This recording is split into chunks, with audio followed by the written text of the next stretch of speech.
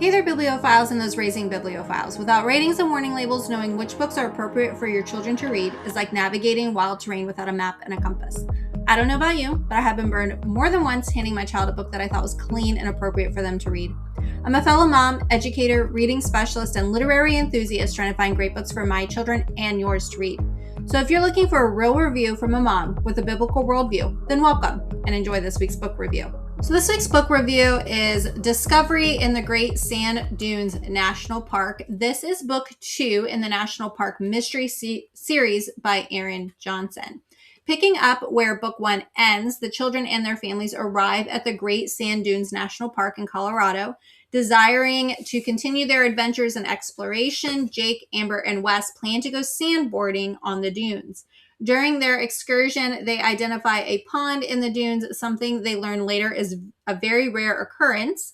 However, while they are there, they quickly hide after hearing some mysterious voices, and they discover some ancient artifacts while they were there, and then they're shocked that the mysterious voices belong to people who are there looting the actual site that they had found. Before I go any further, I'm going to read a little bit of the opening of this story just to give you a taste of the story and the writing style. One of the things I do love about book 2 is that the author kind of presents a little bit of a recap from book 1 for readers if they kind of missed earlier or if it's been a while. One of the other things I'll talk about in just a few minutes, but the story does go back and forth between 2 different times. And so the book is actually going to open in 1880 with the story of Emma. Finding that mutt and put it out of its misery, the man sat upon a black horse and wore a black overcoat with silver buttons.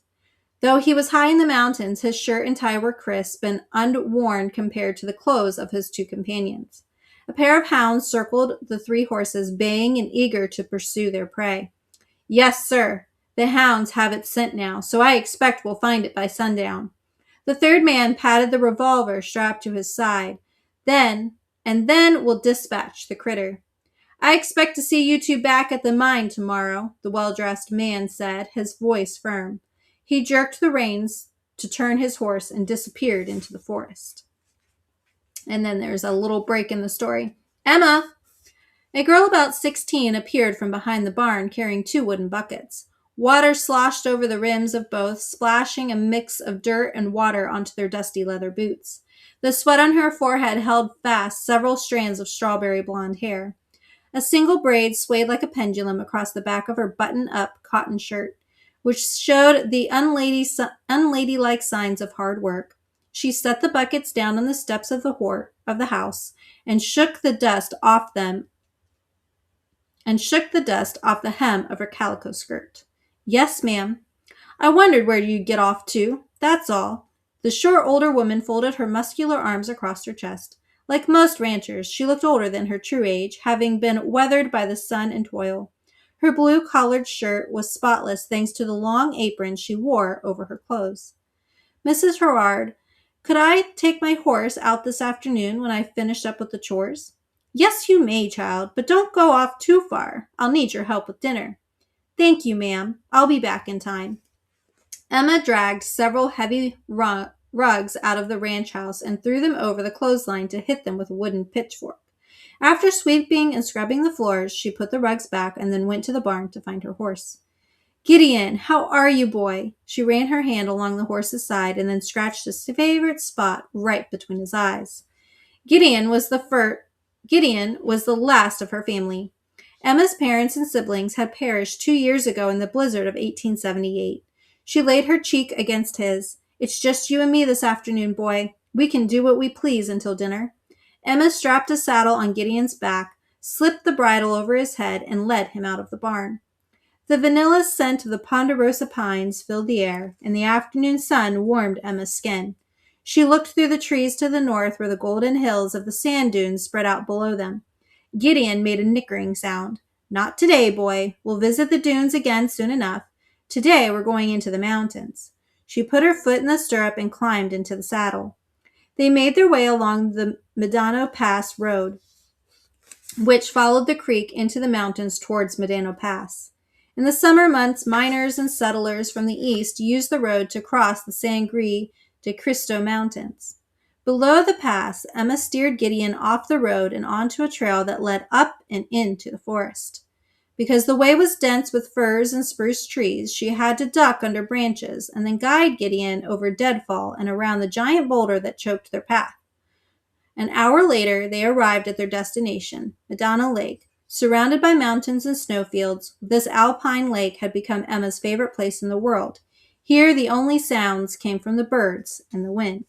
But that's not the only sound that she hears. The story is going to continue. She's going to hear the whimpering sound of the dog, the one that the men were after at the beginning, and she ends up taking the dog back. So getting a little ahead of myself, but that's kind of her story in the beginning, and we're going to see how that weaves into the story with Jake, Wes, and Amber.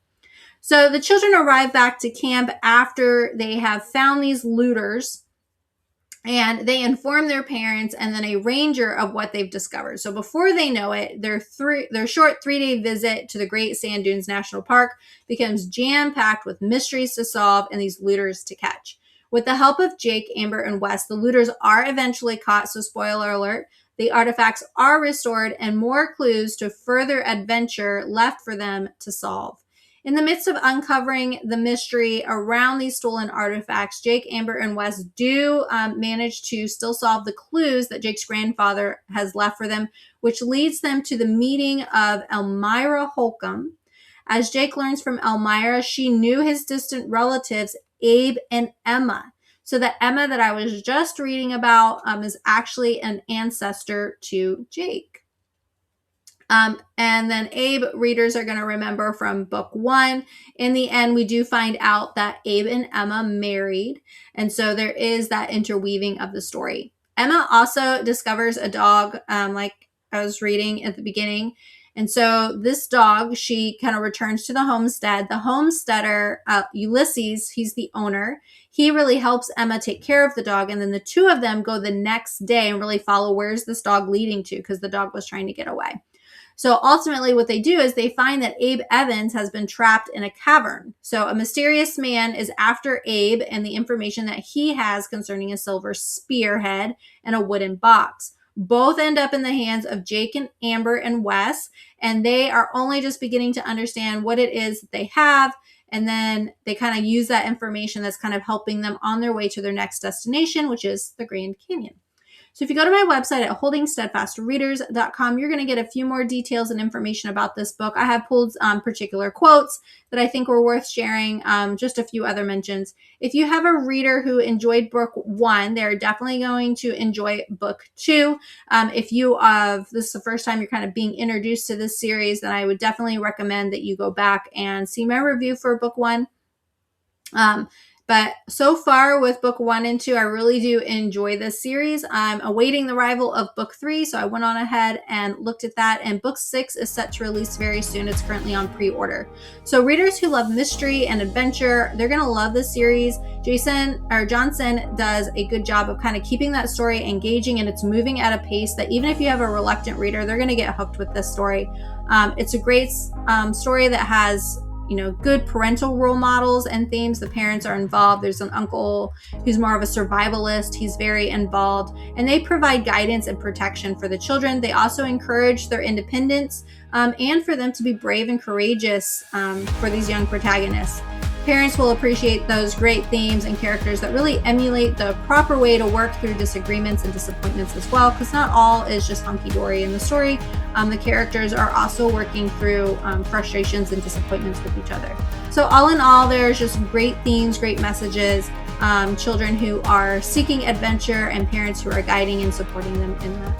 So hopefully that is helpful to you as a parent who are trying to find great things for your children to read. And I hope that you'll join me next week for another book review.